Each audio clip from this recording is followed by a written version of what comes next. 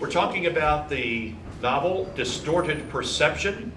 John, you grew up in Maryland, and this novel is built around some very familiar locations: Fenwick Island, Ocean City, Prince George's County, and even Georgetown, where we are right now. Every summer coming through the beach and just passing this town, and I had to put it in the book. It had to be here. And there's scenes where we're actually talking about driving out to the beach and that right. whole experience of coming out to the beach and you're kind of starting to smell the air starting to change. Mm-hmm. Well, some of it's good, some of it's cow pastures now. Yeah, that's true. That's true. All of it. If you've ever been out to the beach before, and it's particularly for someone like a lot of families, you grow up coming down here, mm-hmm. and it just brings back. The closer and closer you get down to the beaches, the more good memories start coming back to you, and you get more and more excited. It's the salt air. That's what does it, Jonathan. Yeah. The salt air. I think it's fantastic.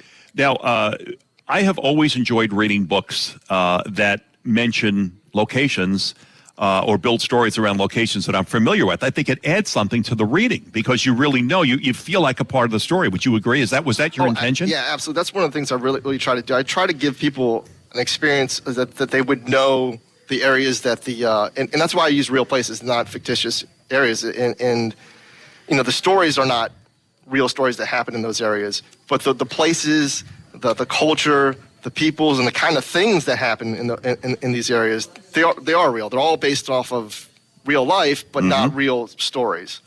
And giving people kind of a window into what Asheville, North Carolina is like. Right. And particularly, I mean, the bulk of the book does occur in Panama, and that's what I really thought I could bring the most to, just kind of giving people an understanding of the culture of Panama, of just the cutthroat politics down there, and the relations that has kind of around the world. It's one of the key points in the world, in the sense that you have the Panama Canal and, right. and all the trade that goes through there, and it's also a massive banking sector.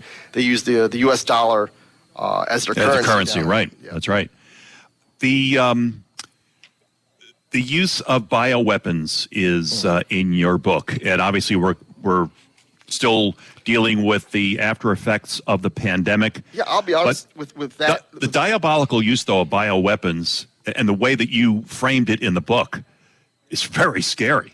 Very scary. It scared the hell out of me because the truth is that is the first draft didn't have that in it. Right. But I've been working on this for years and years, and then I decided to kind of rework the beginning. Right. And I wrote the chapter about they're working on this virus. But I wrote in September of 2019, and then finished before the pandemic.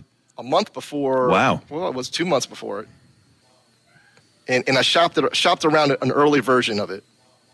Well, and then I had to go back, and it wasn't good enough, and worked on another 2 years to and that's what it takes to write a book, right? It's out there. There's a draft that's out there those early chapters are in there, and then it happens. So you write something, and then all of a sudden, next thing you know, it's happening. It kind of scared the hell out of me. I printed an article off the Epoch Times website on their paper this morning, and there's a study done in Israel now that the COVID-19 vaccine lowers the semen levels of men. And you don't realize, I mean, there's a pandemic, and then there's the after effects of the pandemic. Yeah. You know, what happens after the pandemic. And this book is just absolutely fascinating to read. It's a great read. The chapters go very, very quickly, my friends. It's perfect for the beach, perfect for the front porch, perfect to read by the pool, wherever you are. Distorted Perception. Our guest, the author, Jonathan R. Snowling. Jonathan, we're going to give copies of your book away soon on a Dlemarva Live book giveaway, and hopefully you can join us perhaps by phone and help to give those books away to our lucky audience winners. Thank you so much, Jake. Thanks so much for coming on the broadcast. My friends, Salute the Troops comes your way next. You survived. You survived. You did fine. Thank you so much, Jake. My pleasure.